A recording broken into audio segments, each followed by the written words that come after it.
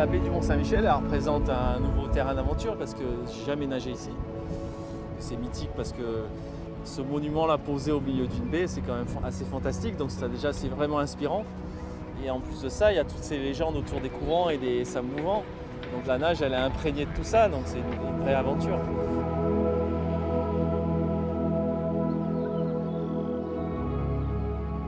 Ça me fait un peu un truc au ventre là, en regardant le mont et en me disant demain je vais faire le tour, quoi. J'ai toujours un peu de stress. En fait, je sais pas ce qui m'attend. Il y a tellement de paramètres qui jouent que honnêtement, je sais pas trop. Et c'est un peu inquiétant et en même temps, c'est motivant.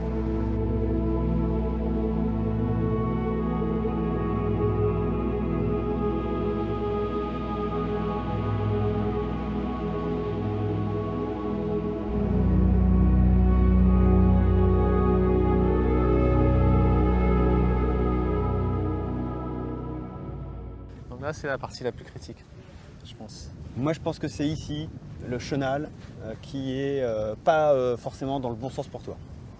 D'accord. Ouais, il est long, c'est large, mais c'est puissant. Et là, ici, nous, on dit dans notre vocabulaire, ça tire, c'est-à-dire ça descend fort, quoi. Ouais. Donc, il ne faudrait pas que tu sois ralenti.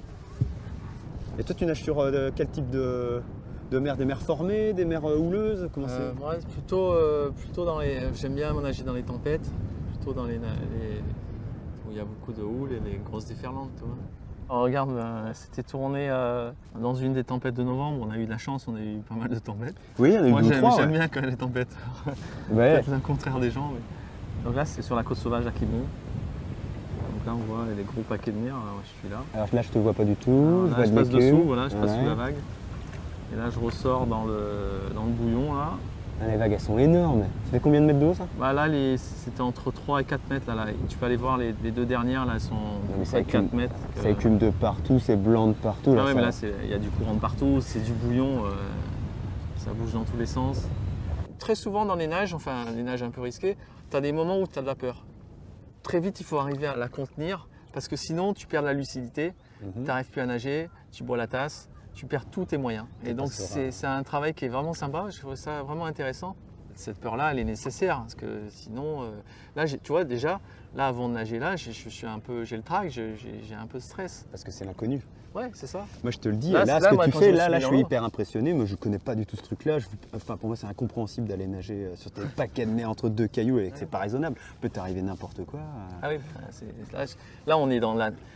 C'est pour ça qu'on dit que c'est de la nage extrême, parce que tu te retrouves comme le gars qui fait du free solo en escalade. Ouais. Ben, tu fais une erreur, tu risques ta peau. Alors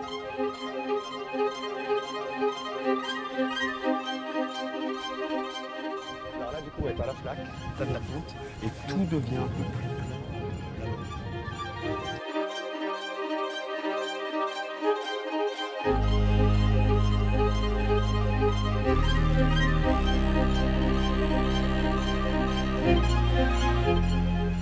Quand j'étais mort, on me disait ouais, la mer monte comme un cheval au galop.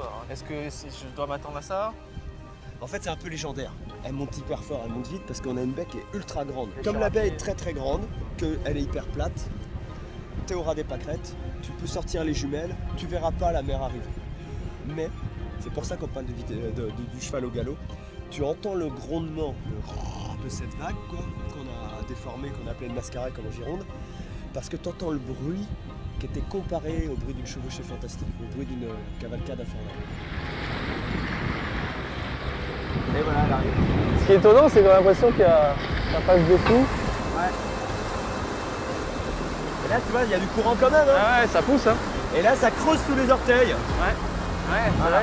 Et les salades, on lutte jamais avec le courant. Quand tu es dans la flotte comme ça, tu vas t'épuiser à lutter contre. Ah ouais, bah oui. Pour rentrer sur la carre ou pour faire demi-tour. C'est l'Atlantique qui se déverse dans la Manche, qui se déverse dans la mer. C'est trop bien. Parce que ça fait Ah, ça pousse, hein. ouais, ça tire. Hein. Ah ouais.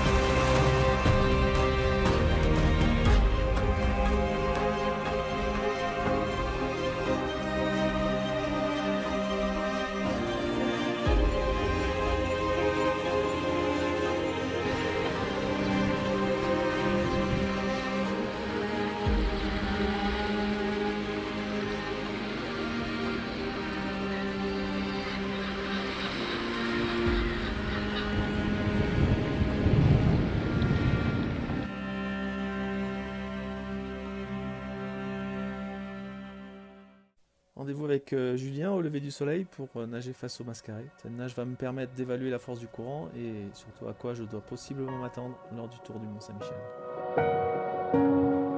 Et pour moi, c'est l'inconnu. Je sais pas du tout qu'est-ce que je vais faire là-dedans. En fait. Est-ce que je vais réussir à tenir Tu vas tenir, mais au bout d'un moment, je pense qu'elle sera. Elle arrive, elle est forte, quoi, puis tu t'épuises et puis tu fais du surplace. Faut jouer avec l'eau comme tu sais faire et puis s'adapter.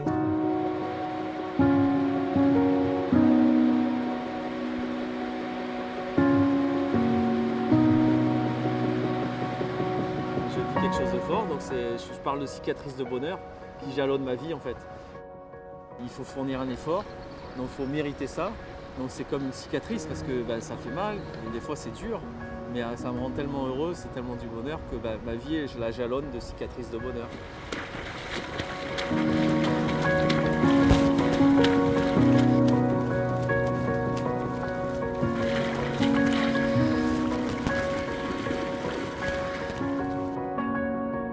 Moi j'ai l'habitude des vagues qui arrivent, sont très puissantes, après elles t'aspirent, tu luttes et après tu repars. Ouais.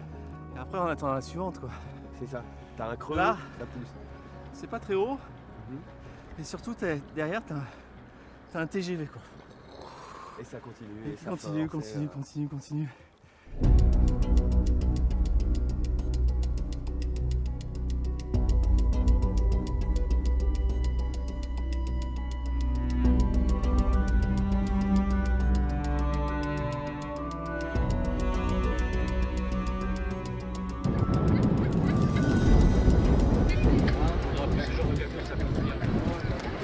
Messieurs, bonjour. Bonjour, Emmanuel. Enchanté. David, bonjour. Enchanté, c'est Gérard. Ouais, merci d'être là. C'est génial. Voilà, Ravi de vous escorter. J'espère que tout va bien se passer. Bah, Non, j'espère pas de pour raison. vous, ça va aller. Pas de raison. Hein. Je sais pas, on verra bien. Hein, mais de toute manière, il y a un peu de courant. Ouais. Vous pourriez le faire, ce qu'il va faire. Ah non Non, même pas essayé. Non, pas du tout. Un dimanche, et même un jeune sportif s'est fait piéger, hein, donc non. Il est hors de question. Le risque majeur, c'est se retrouver sur un banc, isolé par la marée. Et puis, le garçon de dimanche, il s'est laissé dériver, hein, parce qu'il n'arrivait pas à lutter contre la mer.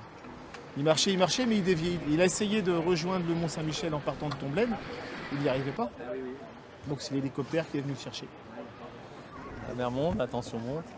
Est-ce que ça va passer là côté nord? Quelle va être la puissance du courant? Est-ce que je vais faire le bon choix de départ de l'heure? Voilà, Et après, est-ce que je vais être suffisamment bon, on va dire, pour pouvoir passer le courant et passer la face nord, enfin le côté nord. Voilà, je sais pas, donc c'est l'incertitude qui est un peu angoissante.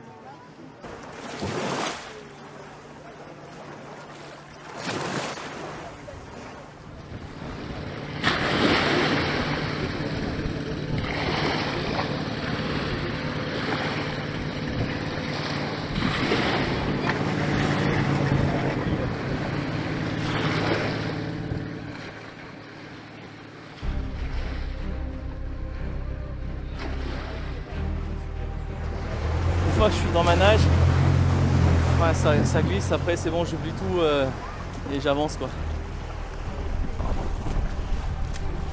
Je me retrouve la nature et moi, et donc dans le plus simple rapport quoi. Et en même temps, peut-être le plus intense parce que finalement il n'y a rien entre nous quoi. J'ai pas d'artifice, j'ai pas d'aide, j'ai pas de palme, j'ai rien, ou j'ai pas de planche. Au fur et à mesure que je nage, j'essaye de nager dans les situations les plus difficiles. Ce qui est facile, ça m'ennuie en fait. Un peu de courage pour y aller, donc il faut se forcer, il faut forcer son stress, calmer sa peur. Donc en fait, tu apprends de toi dans des conditions un peu difficiles, à risque. Personne ne l'avait fait, donc pouvoir le réaliser, ça me permet de mériter ce bel endroit.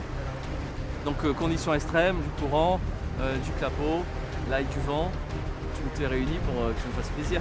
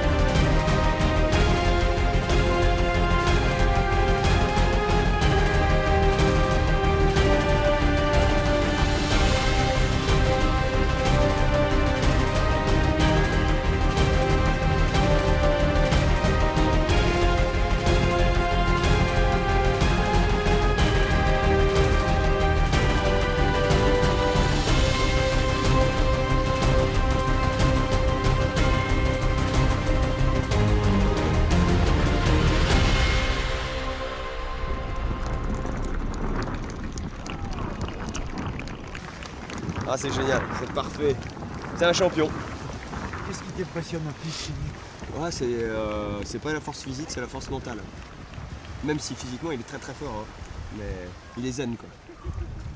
Bravo Stéphane. Bravo, félicitations. Merci. Bravo. Merci. 23. Net. Oh attends. Un peu derrière. Ouais. Même sur le départ, ça bougeait bien. Bam, bam, bam, bam. Et après, De l'autre côté, de l'autre il y a eu côté, du ça vent, bougeait, ouais. il y a eu du En clapot. plus, ça, de côté, tu te fais balloter. Le haut, ça passe. Et il faut mettre des jambes, quoi. Donc c'est un peu plus T'as tonique. forcé, c'était tonique quoi. Ouais, il fallait tirer un peu. Les grandes marées, tout de suite, ça remonte très vite en courant. Et donc là, on peut se retrouver face à un mur. Donc la fenêtre, elle est petite. Donc eh ben, la mer, elle s'est un peu ouverte. Le monde s'est ouvert à moi. Donc j'y suis allé, j'ai fait le tour. Et là, je suis content. Ouais. Je suis ravi, en fait. Voilà, je suis heureux. Est-ce que c'est un exploit? Je saurais dire. C'est une belle nage dans un bel endroit où il fallait vraiment bien étudier le site pour pouvoir se lancer parce qu'il y a de la difficulté. Et voilà, c'est ça qui compte, quoi. J'ai pas le temps que je mets, ça importe peu, quoi. L'essentiel, c'est de faire. Il n'y a plus rien qui compte autour que ma nage et le paysage que je regarde. Donc là, c'est une nage un peu extrême et d'émerveillement, en fait.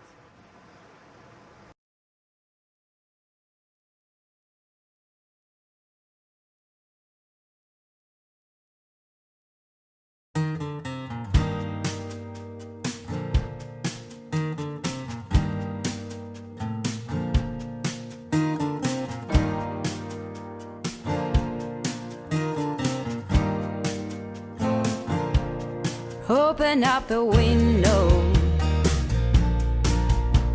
I'm breathing in the last of September. I can feel the wind blow, and the late summer sky is like a giant ember. Everything is turning into gold. When the autumn leaves are playing chase, it puts a smile up on my face. They leave their branches one by one and whirl around there just for fun. Some are faster, some are slow, and some are high and some are low, dancing through the last days of September.